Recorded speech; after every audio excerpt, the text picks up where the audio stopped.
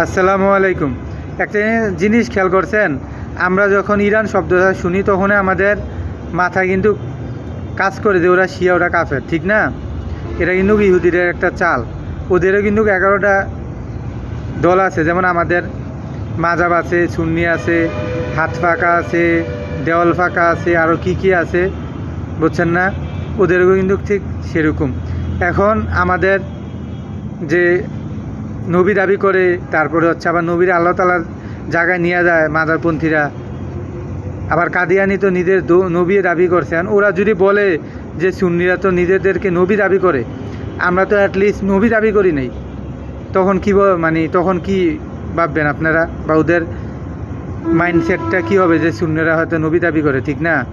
কারণ এগুলো হচ্ছে ইহুদিদের চাল পুরাটা, যেন ওদের প্রতি আপনাদের কোনো সিম্পেথি কাজ না করে, বুঝছেন? কিন্তু আমাদের আলেম সমাজ তো এরা বুঝলো না।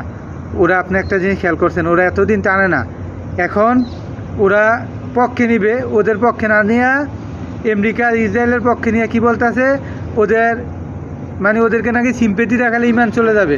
কিরে ভাই, লেখাপড়া কি তোমরা করছো, আমরা করি নাই?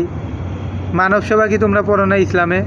একটা হিন্দু যদি ডেলিভারি হয়, ওর যদি টাকা না থাকে, ওই টাকাটা আমি দিমু, আমি যদি অবস্থা ভালো থাকে।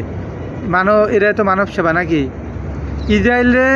ইসরায়েলরা ফিলিস্তিনের গণহারে হত্যা করতেছে, ওদের কোনো বিবৃতি নাই, কোনো পদক্ষেপ নাই।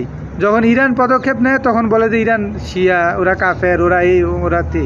এখন কি এই মাসালা খাড়ে? মানে কোন সময় কোন মাসালা বলবে, এই ব্রেনটা ওদের নাই। এ কারণে আল্লাহ তাআলা বাংলাদেশি আলেম সমাজের এই অবস্থা করে রাখছে। দিন দিন ওদের অবস্থা দেখেন, খারাপই হচ্ছে, উন্নত হচ্ছে না, হবেও না। কেন? বাংলাদেশের অধিকাংশই আলেম হচ্ছে মুনাফিক। এটা আপনি কখন বুঝবেন জানেন? আমার কথা না, যখন আপনি বাংলা কিতাবগুলো অন্ততপক্ষে পড়তে পারবেন তখন বুঝবেন। ধন্যবাদ। আসসালামু আলাইকুম।